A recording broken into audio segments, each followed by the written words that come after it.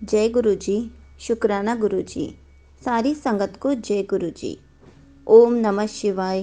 शिव जी सदा सहाय। ओम नमः शिवाय। गुरु जी सदा सहाय।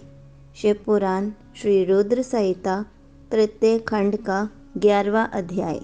भगवान शिव की गंगावतरण तीर्थ में तपस्या।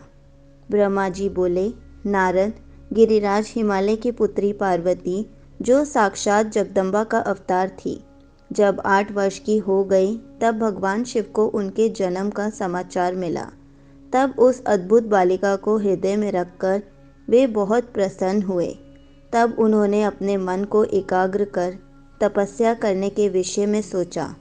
तत्पश्चात नंदी एवं कुछ और गणों को अपने साथ लेकर महादेव जी हिमालय के सर्वोच्च शिखर पर गंगोत्री नामक तीर्थ पर चले गए।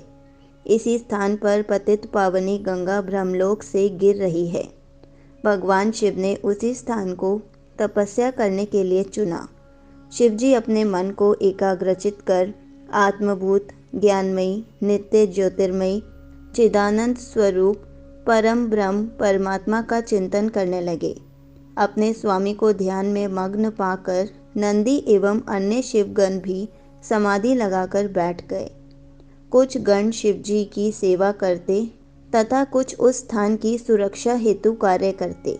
जब गिरिराज हिमालय को शिवजी के आगमन का यह शुभ समाचार प्राप्त हुआ, तब वे प्रेम पूर्वक मन में आदर का भाव लिए अपने सेवकों सहित उस स्थान पर आए जहाँ वे तपस्या कर रहे थे। हिमालय ने दोनों हाथ जोड़कर रुद्रदेव को प्रणाम किया। तत्पश्चात उनकी भक्ति भाव से पूजा आराधना करने लगे। हाथ जोड़कर हिमालय बोले, भगवान, आप यहाँ पधारे, यह मेरा सौभाग्य है। प्रभु, आप भक्त वत्सल हैं। आज आपके साक्षात दर्शन पाकर मेरा जन्म सफल हो गया है। आप मुझे अपना सेवक समझें और मुझे अपनी सेवा करने की आज्ञा प्रदान करें। हे प्रभु, आपकी सेवा करके मेरा मन अत्यधिक आनंद का अनुभव करेगा।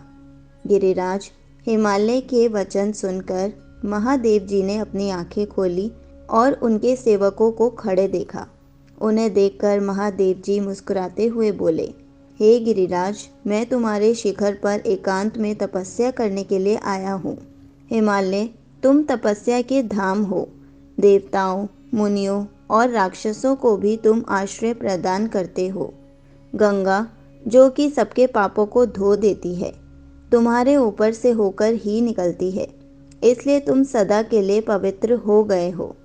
मैं इस परम पावन स्थल, जो कि गंगा का उद्गम स्थल है, पर तपस्या करने के लिए आया हूँ।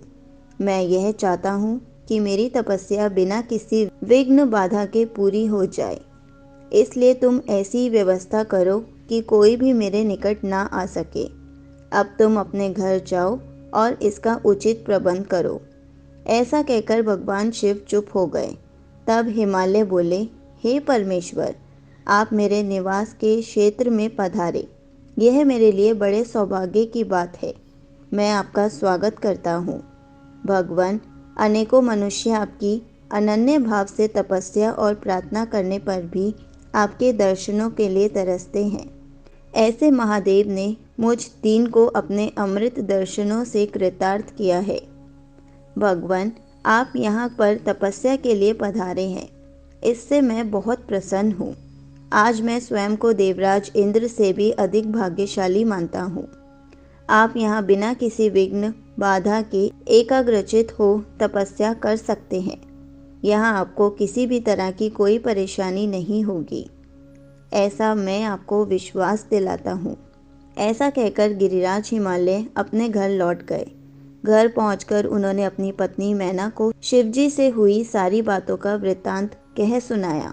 तब उन्होंने अपने सेवकों को बुलाया और समझाते हुए कहने लगे कि आज से कोई भी गंगावतरण अर्थात गंगोत्री नामक स्थान पर नहीं जाएगा। वहां जाने वाले को मैं दंड दूंगा। इस प्रकार हिमालय ने अपने गणों को शिवजी की तपस्या के स्थान पर न जाने का आदेश दे दिया। संगत जी, यहीं पर शिव पुराण श्री रुद्र संहिता तृतीय खंड का 11वां अध्याय समाप्त होता है। जय गुरु जी। शुक्राना गुरु जी।